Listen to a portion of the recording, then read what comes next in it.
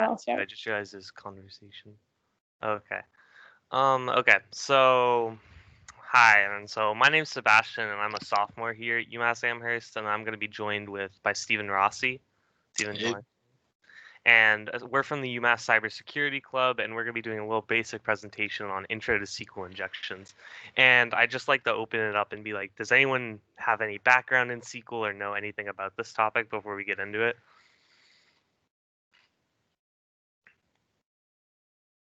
If not, that's okay. We'll keep on moving on. I'm going to be explaining the very basics and everything you kind of need to get started. So, just a preface before we get any of this, this is all for educational purposes. Please do not don't go out and come out of this and think you are a big hotshot and try to go practice this on public websites. Everything we're doing is in a controlled environment and is under local, it's not impacting anyone but ourselves. Just remember to practice in a controlled environment and don't go out and use this for any malicious intent. So, what is SQL? Obviously, I can see in the chat some of the people have some sort of experience before, and what we're going to be using is MySQL. So, SQL is a database language, so it's used for querying information from databases. So, for example, when login, you can get usernames and passwords, or just any data you need to run your programs. You can do through a SQL database. And there's a lot of branches. So there's two main types. There's relational databases, which is what we're going to be working with, called MySQL, and then there's also NoSQL databases. I'm just letting you know that there's two types. So basically, we use SQL to get information, as I said. So how's it set up? We're going to be talking, like I said, about relational databases. So you have something what's called a schema, and if you can look on the bottom right of the slide here, this is a sample schema of some sort of like purchasing website, for example. So you have a merchant, right? And every merchant has an ID, they have a name, they have an admin ID, a country code, when they were created, and then merchants sell products, and there's this whole schema of relationship tables. So for example, if we look at this merchant's ID, merchant name, admin ID, country code created that's a table right there. So if we went over to this left side, you could see that. So this, instead of persons, would be merchants, and then you'd have the ID, the merchant name, the admin ID, the country code, and then another column for created at. So each of these is sort of its own table that we can access to get data, and that's kind of how it's structurally organized. So you can kind of see when you're making these, it's really important to plan ahead and think about how you want your tables to be set up in your whole schema. So now you're probably wondering, okay, so now I have all this information probably stored in my database. For example, we would have an ID name, maybe a login password. Now, how can I actually access that? And we're going to do that in a quick little 5-minute intro to SQL, and we're going to do basic SQL query syntax. So for example, if we look here, you see, so select. Select is just our kind of our bread and butter. It's how we're going to be retrieving information from the server. So you're going to select something, and then the next keyword that we use is from. And from is going to tell us from what table, or like from where we're selecting that data. And then after that, there's usually where. And if you've programmed in other things, kind of like if, it's like you're checking a condition. So you do from where. So for example, let's say I select. So we're going to use star. Little background, SQL, and SQL star just means everything. So it's going to drop everything that pertains to it. It's like all. And so we're going to do select star, and let's say from the table for whatever table we want to take. And then if it was a login, for example, we can use these conditions where so the user is equal to the username that we inputted, and then the password is equal to the password that we inputted.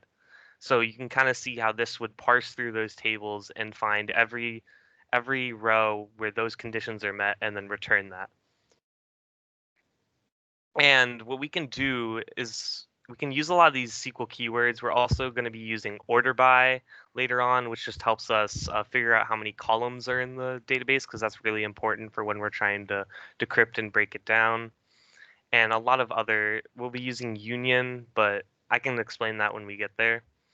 So essentially, what we're doing in a SQL injection is in our programs, right, when we're making the SQL call to get data and we're taking in user input. And what we can do as malicious hackers is we can take that input and try to like change it and manipulate it so that the SQL query gets kind of messed up. and we can inject our own query to their database in order to leak key information as we go. So we'll show you that. And so I linked this in the talk before in the channel. I don't know how many of you actually had a chance to set it up. Don't worry if you didn't. But we're going to be using WAP, which stands for an extremely buggy web application. And it has a ton of great resources for practicing hacking. And I linked the virtual image that you can get in there. So I'm going to quickly bring that up in the shared content.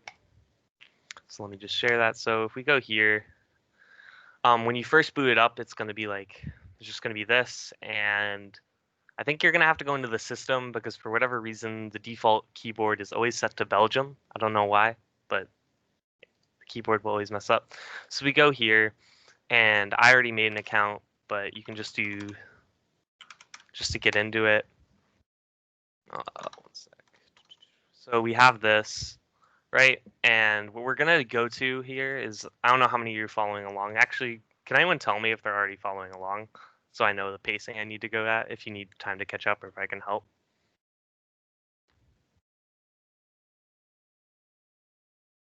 Okay. Doesn't seem like anyone, so I'll continue with it. So we're going to go here and we're going to the SQL injection /get/search. So essentially what this website is, or this database is, it's storing movies, right? So if I search, for example, man, right? 3 movies come up. We get Iron Man. I don't know how many Iron Man Marvel fans out there. Man of Steel. I guess now we got Superman the other side, and we got Amazing Spider-Man. So we just got 3 superhero movies, coincidentally, all from Man. And then it gives us the title, when it was released, the main character, what genre it is, and then a link to the IMDb page, which is like reviews and tells you where all the actors are from and who played in it. It's kind of like the official link to a bunch of information about the movie. So we're going to be hacking into this, and the first thing that you kind of need to do when you're testing for SQL injections and messing around is, so we're doing this through a form, correct? So the first thing you need to do is we're going to do just quote. It's an illegal character, and it's really not going to like it. So when we hit search, we're going to see error. You have an error in your SQL syntax. Check the manual, blah, blah, blah, because it's MySQL. And essentially what that tells us is, number one, that we're running on MySQL. So that'll tell us a lot about kind of the syntax. There's a lot of different companies that do relational databases, but there's a lot of tiny differences between them, but there's the major core components are still the same, but knowing which version you're on definitely helps. And this, as you can tell, when we did man, it came up with a bunch of results from their database and displayed it to us. But when we put this, we had an error, which shows that we know there's a SQL injection that we can do. So using our SQL knowledge, we can do a very basic one. It's not very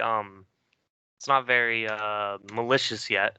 But if we do 1 parentheses, just like I said, 1 is always true.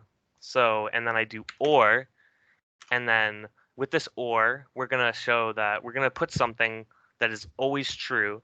So that way we can dump all the information. What I'm gonna do here is just dump all the movies that are in the database.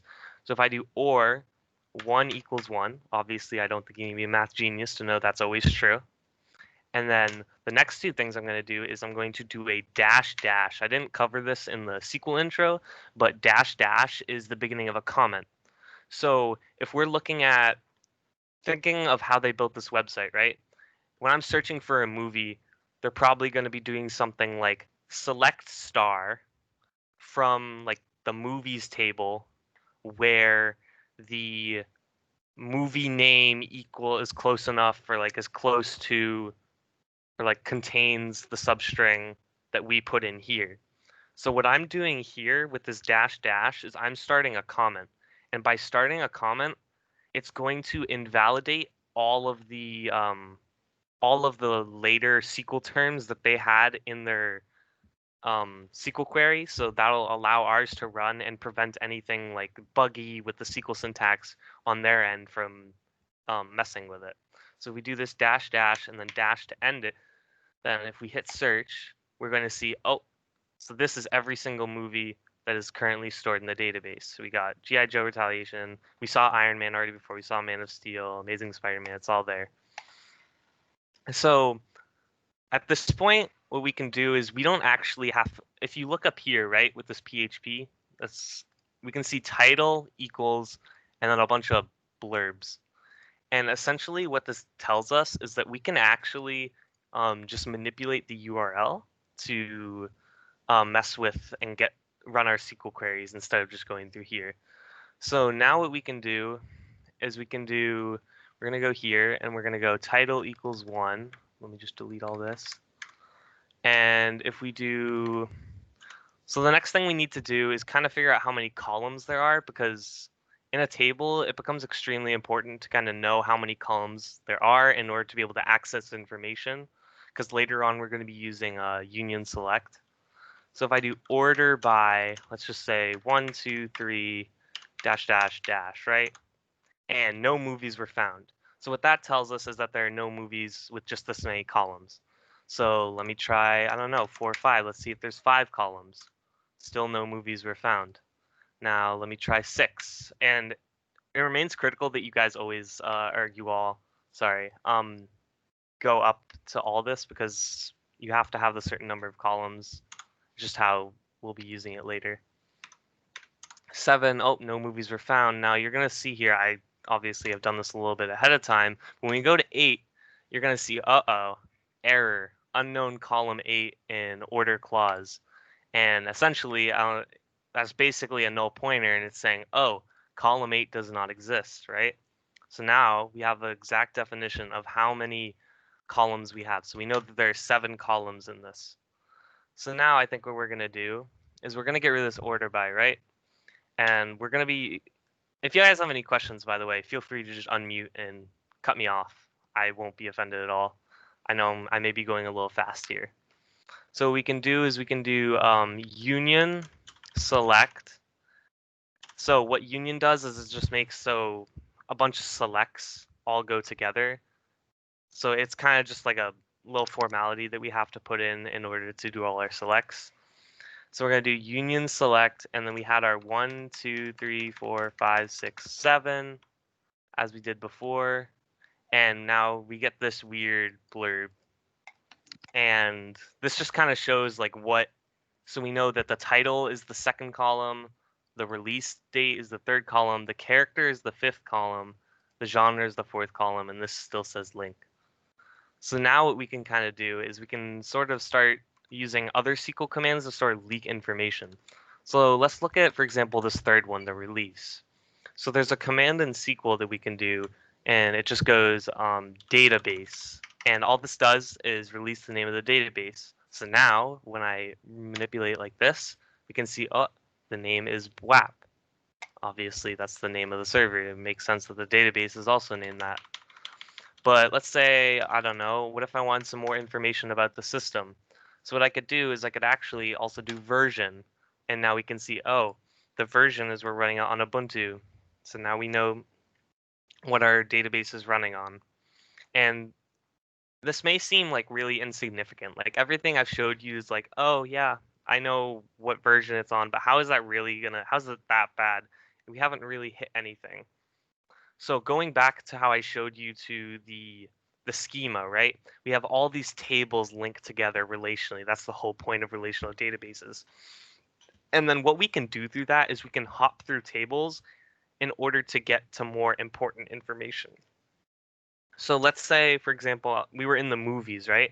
What I'm about to show you is we right now only have the movies, but what we can do through a little bit of magic is we can get to the users tag, and eventually we'll be able to get usernames and passwords. So let me get right on that.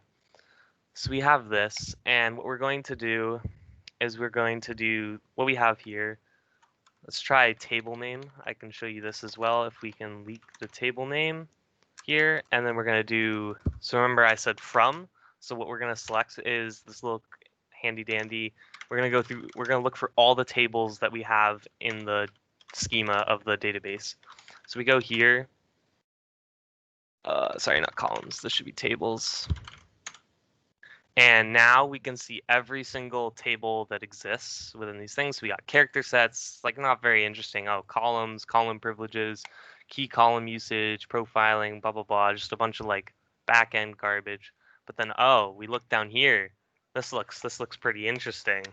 We can see users, visitors, actions, and you can kind of see how this can go on and on. And it can kind of become worse and worse.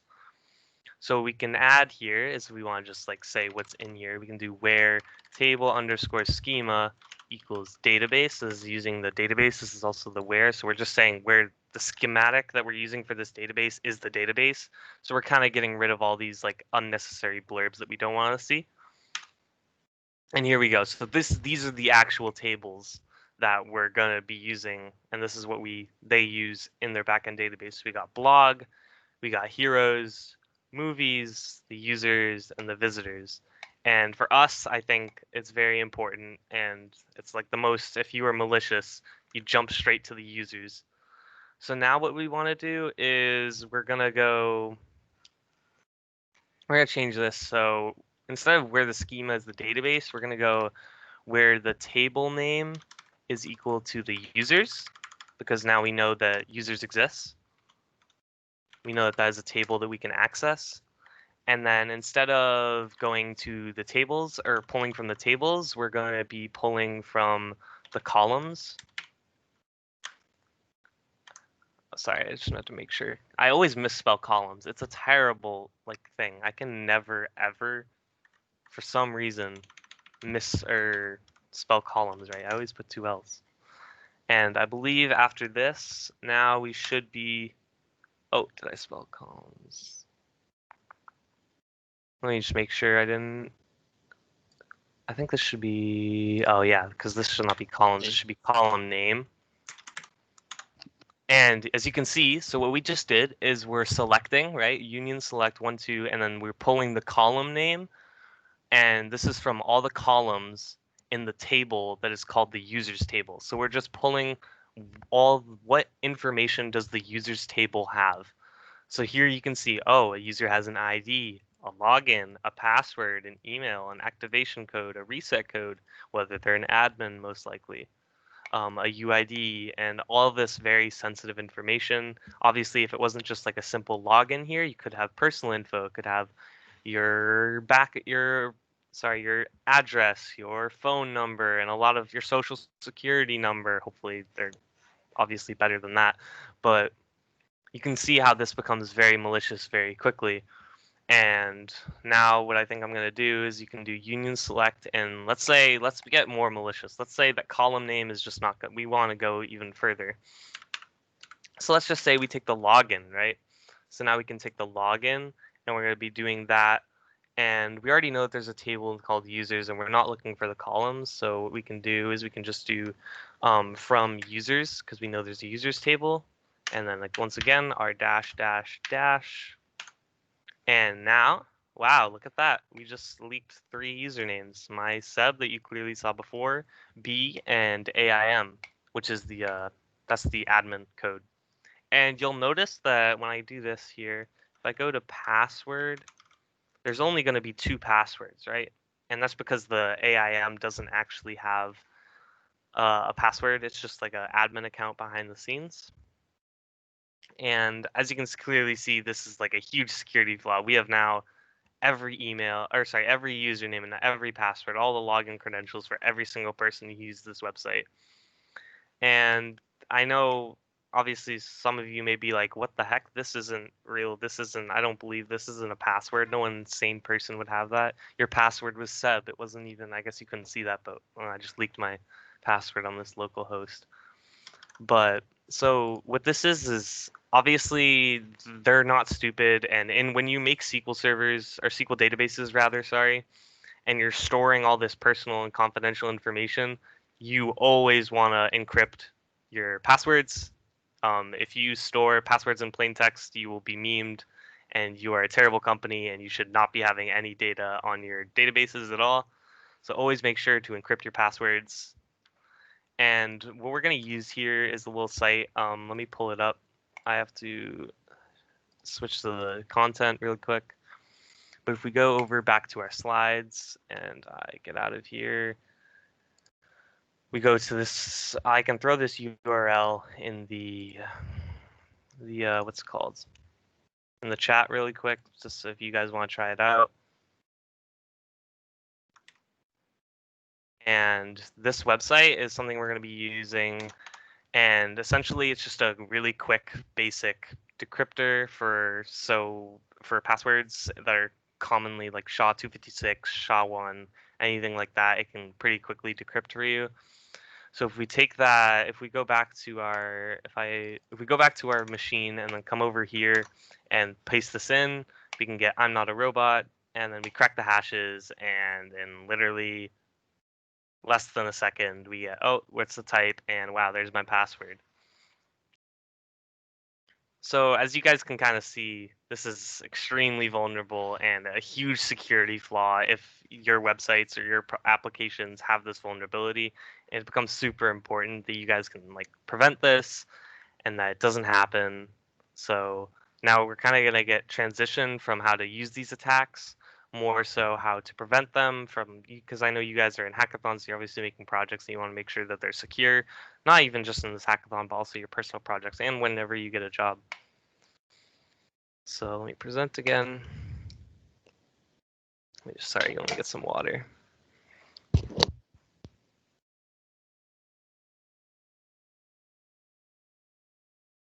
So yeah, as I kind of already said, you can leak a lot of confidential information, as we just saw. You could leak passwords, username, addresses, numbers, social security numbers, whatever's in there, all that juicy stuff. And that's a huge liability on your part, and you'd get massively sued and massive implications of leaking all that info.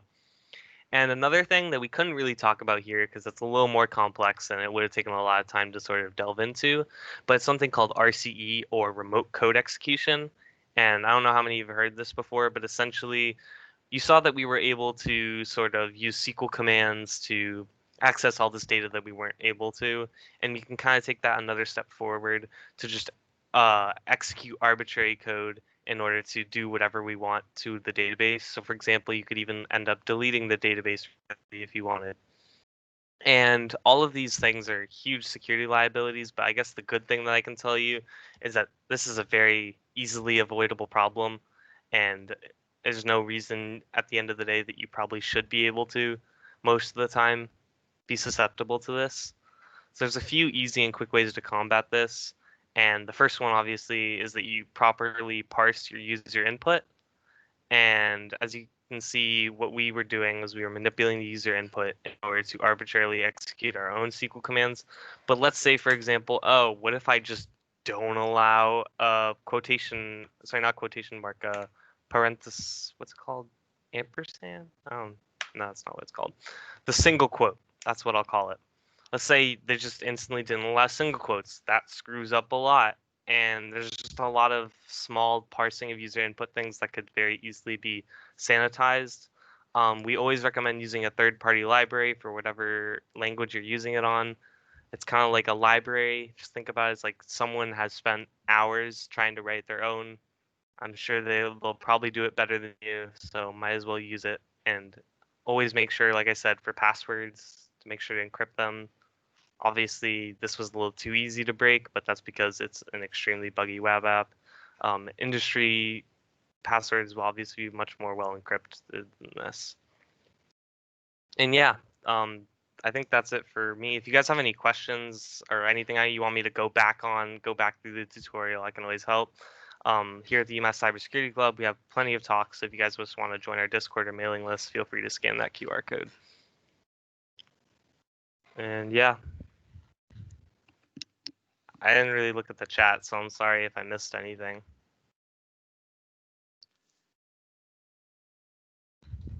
Let me just go through this.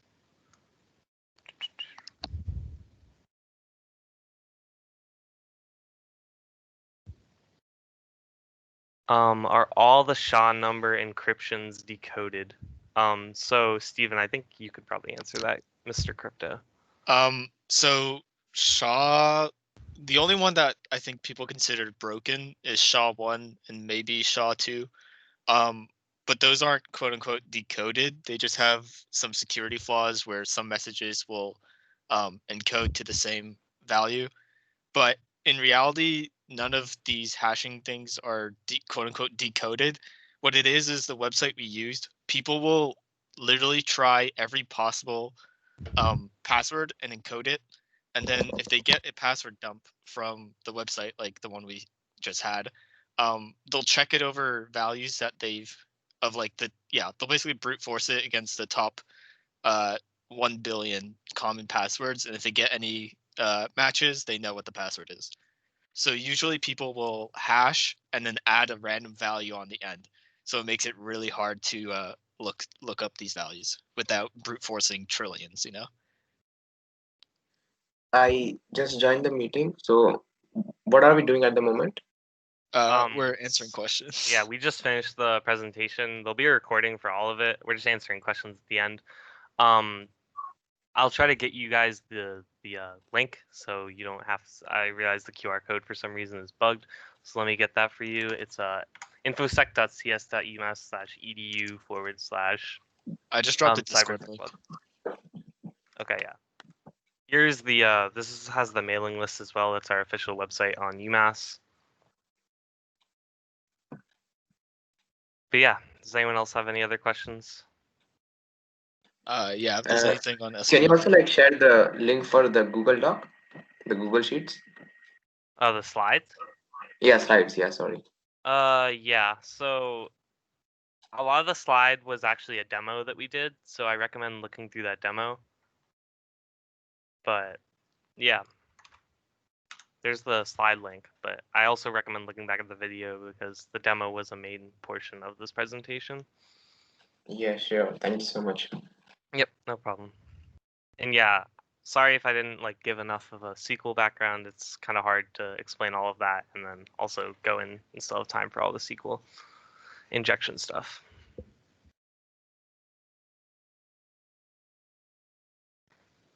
All right, if that's everyone, then I guess we'll wrap it up. Any resources on learning SQL? W3 Schools is a website that has a lot of information on SQL. If you want to do injection, like SQL injections, there's a lot of different websites. Payload all things is good. But if you want to learn how to use it for your web app, W3 Schools is great. It basically goes through every syntax, all the different versions that people use. There's the link for you.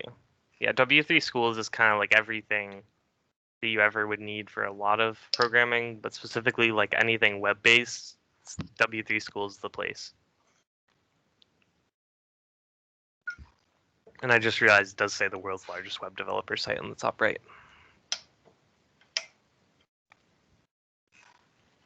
Awesome. That was a great workshop. Thank you so much. Yep. Thank you for having us. Yeah, no problem.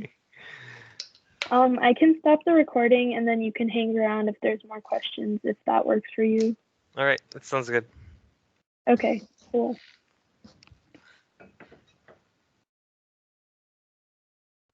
I don't know.